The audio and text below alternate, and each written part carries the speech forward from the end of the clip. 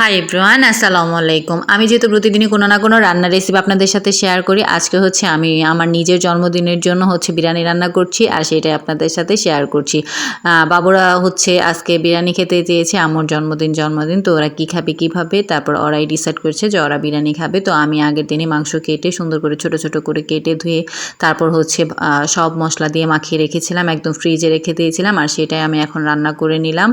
বিরিয়ানির মাংসটা আগে রান্না করে নিয়েছি আর এখন হচ্ছে কিছুটা পরিমাণ তেল দিয়ে ওর মধ্যে হচ্ছে আমি চালটা একটু ভেজে নিলাম আর আমি হচ্ছে আলুগুলো আগেই ভেজে নিয়েছিলাম, দেখতেই পেয়েছেন। আমি হচ্ছে আলুগুলো আগে ভেজে তারপর হচ্ছে উঠিয়ে রেখেছিলাম। এখন আলু তারপর মাংস এগুলো একসাথে দিয়ে তারপর সুন্দর করে নেড়ে চেড়ে রান্না করব আর সেটাই আপনাদের সাথে শেয়ার করছি। আর বাইরে হচ্ছে প্রচুর পরিমাণ বৃষ্টি হচ্ছে, এমনিও জন্মদিন আমরা যেহেতু বিরিয়ানি খাবোই তার মধ্যে হচ্ছে বৃষ্টি নেমেছে, তো একদম ডাবল খুশি, কারণ বৃষ্টির মধ্যে হচ্ছে বিরিয়ানি খেতে বা খিচুড়ি খেতে খুবই ভালো লাগে। কার কেমন লাগে জানি না, তবে আমার তো প্রচুর পরিমাণ ভালো লাগে আর আমার বাচ্চাদেরও খুব ভালো লাগে গরম গরম বিরিয়ানি, গরম গরম খিচুড়ি।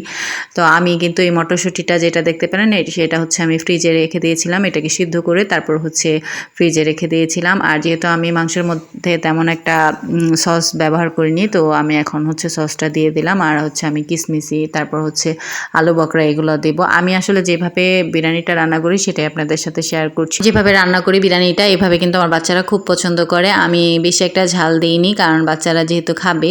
রাফসান একেবারেই ঝাল পছন্দ করে না, তো আমি খুব কম ঝালে রান্না করছি। আর আপনারা কে কীভাবে রান্না করেন অবশ্যই আমাকে জানাবেন, আমার রান্নাটা কেমন হয়েছে সেটাও জানানোর চেষ্টা করবেন। আর দেখতেই পাচ্ছেন আমি হচ্ছে সব কিছু দিয়ে দিয়েছি। এরপর হচ্ছে আমি যতটুকু পানি লাগে পরিমাণ মতো দিয়ে দেবো, আপনারা আপনাদের মতো করে দিতে পারেন চালটা ফোটানোর জন্য। এখানে কিন্তু আমি গরম পানি দিচ্ছি না, আমি হচ্ছে যে মাংসটা রান্না করেছিলাম যে হাঁড়িতে, ওই হাঁড়িটা ধুয়ে তারপর হচ্ছে পানিটা দিয়ে দিয়েছি। অনেকে আছে যে গরম পানি দিলে ঝরঝরা হয়, হ্যাঁ গরম পানি দিলে ঝরঝরা হয়, কিন্তু এইভাবেও রান্না করলে যদি পানি ঠিক পরিমাণ দিতে পারেন তাহলে অবশ্যই আপনারটাও ঝরঝরাই হবে। তো আমি যে রান্না করেছি আমার বিরিয়ানিটা কিন্তু ঝরঝরাই হয়েছে। আর আপনারা যদি চান এভাবে রান্না করতে পারেন, সবার ভালোই লাগবে। আর বাইরে প্রচুর বৃষ্টি, কার কার বৃষ্টি ভালো লাগে অবশ্যই জানাবেন। আর বৃষ্টির মধ্যে কার কার বিরিয়ানি খেতে ভালো লাগে সেটাও জানাবেন।